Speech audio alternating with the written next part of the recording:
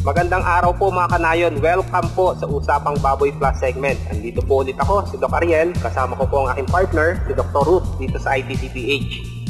Magandang umaga, Doc Ariel. At magandang umaga po uli sa ating mga tagapanood. Nandito po tayo uli nga, sabi ni Doc Ariel, sa International Training Center on St. Husbandry. Doc Ariel, ang ganda ng topic natin ngayon. Tungkol sa pagtatai ng biik. Kasi nila, mga 48% daw ang ang namamatay na biik. Alimbawa, may 10 kang biik na pinanganak. Imagine, mga 50% mamamatay dahil dito. That's not good, di ba? Kaya napaka-timely na ating pag-uusapan ngayong araw na to. Tumalabas na isa, bawat 2 sumususong biik ang namamatay. Samantalang isa, bawat 4 na bagong walay ang namamatay dahil sa pagtatae. At kadalasan, ang pagtatae ay makikita sa unang 10 araw pagkaanak at sa unang 10 araw pagkawalay. Now, ano nga ba ang mga dahilan ng pagtatae? Now, ayon sa mga mananaliksik, 2 klase yan ang dahilan ng pagtatae, basically, generally speaking. So, we have yung sa nutrition or nutritional at saka yung infectious. So, sa usapang nutritional, ano ba ito mga Doc Ariel? So, 3 yun, basically. So, una, hindi sapat ang gatas ng inahin. So, yun.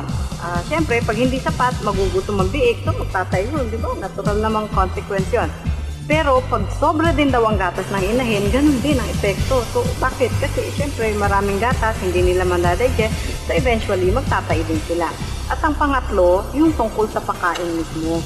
Pag hindi maganda ang pagkain mo sa biik, lalo na paninimulang pagkain nila, so mas malamang na magtatay sila kaysa hindi. Lalo na kung hindi masagana sa gatas yung feeds na ibibigay natin, kung mataas masyado ang tinatawag nating fiber. At sa infectious causes naman, Doc, basically 3 yan. Dahil sa bacteria, dahil sa virus, dahil sa protozoa. Kung dahil sa bacteria, kadalasan ang nagkukos niya ay E. coli. Pagdating naman sa mga viral causes, ang isang naging sikat na sakit dyan yung TGE or transmissible gastroenteritis. Pagdating naman sa mga protozoal infection, yan yung mga coccidiosis na karaniwang makikita sa 2nd linggo pagkasilang ng mga biik.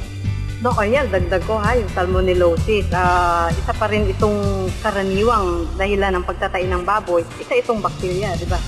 Doc, bahagi naman natin sa kanila kung ano pa yung mga ibang predisposing factors na nagiging dahilan ng pagtatay sa mga biik.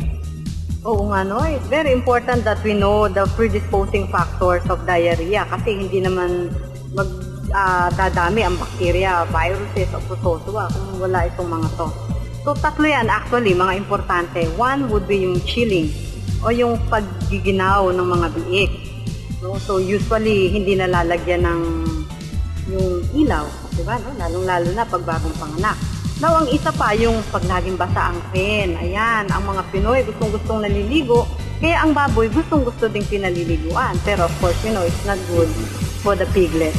And yung third, yung colostrum. So, ibig sabihin, hindi nakasuso ng maayos, especially ng colostrum sa mga unang araw niya after birth.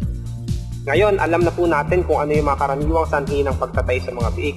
Next week po, wag kayong a-absent dahil dito namin sasabihin sa inyo yung mga karaniwang sinyales ng pagtatay sa mga biik.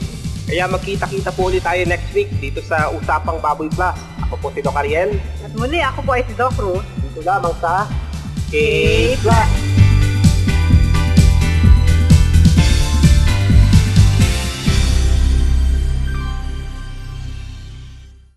Ang lahi ng mga biik ngayon ay nagdudulot ng kakulangan ng iron sa kanilang katawan. Hindi rin sapat ang iron na kanilang nakukuha sa gatas ng inahin. Hindi wastong solusyon ang pagbigay ng ordinaryong klase ng iron sa pagsugpo ng anemia at mahinang resistensya. Sa pag-mature ng dugo, kailangan may sangkap na cobalt at vitamin B12 din. Bagong Jectran Premium for Piglets na may husay ng cobalt at B12 ay ngayon mas pinabisa pa ng zinc. Ngayon, ang mga biik ay may natural na proteksyon sa mga sakit habang nabibigyan ng wastong dami ng iron.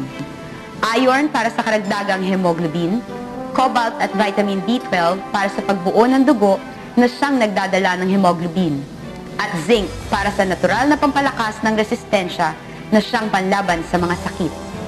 Turukan ng mga biik sa day 3 at day 14 mula pagkasilang.